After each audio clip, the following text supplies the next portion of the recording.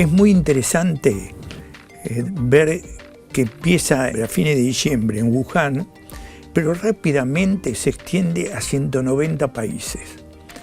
Este hecho lleva a la Organización Mundial de la Salud el 14 de marzo a decretar que es una pandemia. Cuando uno estudia cómo se extendió y qué características tuvo, uno siempre recuerda el SARS-1 y el MERS. Con el SARS-1 yo recuerdo mucho, ahí en el 2002, 2003, que fue una infección muy severa, con 10% de mortalidad, y que se extendió a no muchos países, se concentró mucho en Canadá, pero tenía una mortalidad mucho mayor que la actual COVID-19, 10%. En el 2012 aparece el MERS. ¿Qué quiere decir? Que en Arabia Saudita aparece otra infección por coronavirus y esta vez la diferencia es que tenía una mortalidad casi del 37%. ¿Cuál es entonces la diferencia con el COVID-19? El COVID-19 se extiende mucho y fácilmente en la comunidad. Al principio eran personas que viajaban y venían de Europa, pero después se extendió a la comunidad. Y lo importante, a diferencia del SARS-1 y del MERS, que hace infecciones no muy severas.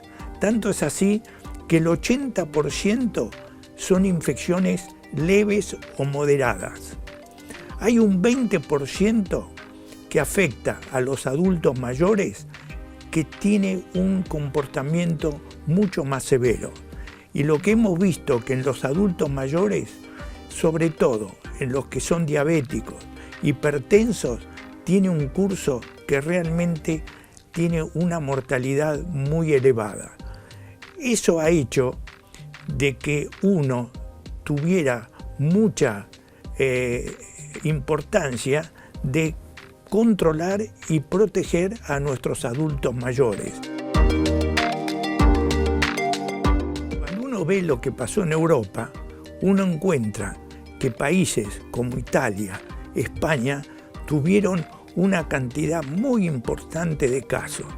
Y en Eslovenia, un argentino, un médico que tiene 32 años, hizo un trabajo muy bueno, porque hizo la cuarentena muy estricta inicialmente y luego ellos empezaron a liberarla, y lo que realmente a mí me impactó, que en estos momentos Eslovenia no tiene más casos.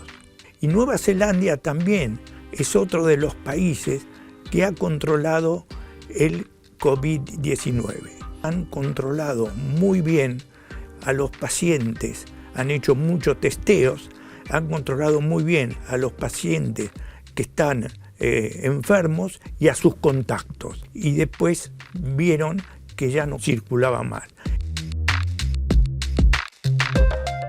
¿Cuál es el impacto del coronavirus en América Latina?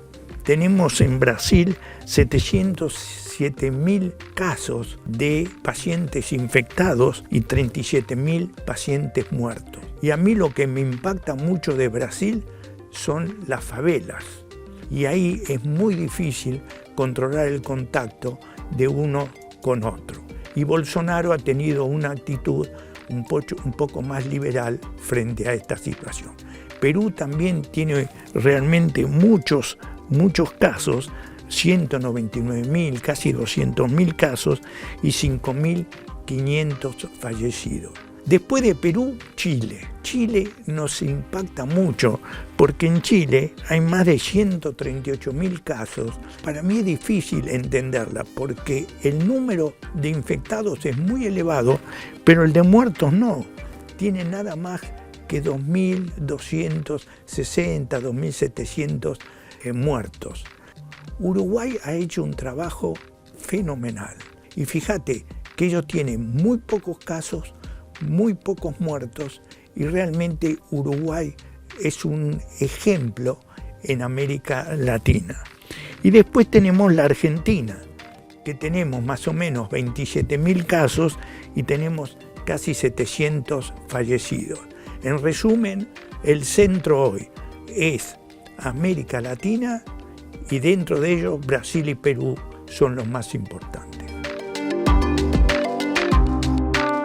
¿Es el plasma de convalecientes la esperanza, el tratamiento que abre una luz de esperanza para curar el coronavirus? Cuando uno ve el tratamiento del coronavirus, uno encuentra que las medicaciones que se han utilizado no han dado los resultados adecuados.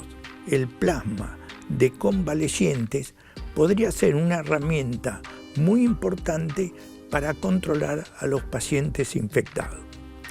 Recuerdo mucho la década del 70, donde con el doctor Maistegui nosotros estábamos muy preocupados por la fiebre hemorrágica argentina.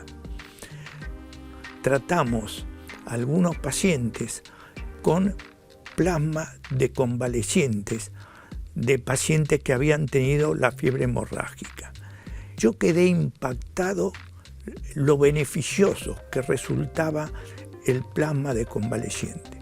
Por eso pienso que el trabajo que está realizando el grupo de Fernando Pollack, Laura Bober, que es una excelente profesional que está en Estados Unidos, el trabajo que están haciendo creo que abre la esperanza que nosotros tengamos una herramienta muy útil para el tratamiento de los pacientes con coronavirus.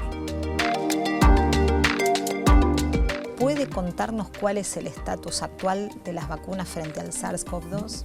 Cuando uno observa cuál es la posibilidad de que se pueda producir vacunas para todo el mundo, uno encuentra que han hecho ya contactos con laboratorios productores de vacunas de la India, de Europa, de Estados Unidos, que realmente nos abren una gran esperanza en relación a esta herramienta. El control del COVID-19 va a pasar por las vacunas. Tanto es así que creo que algunas en septiembre y otras a fin de año podrían estar.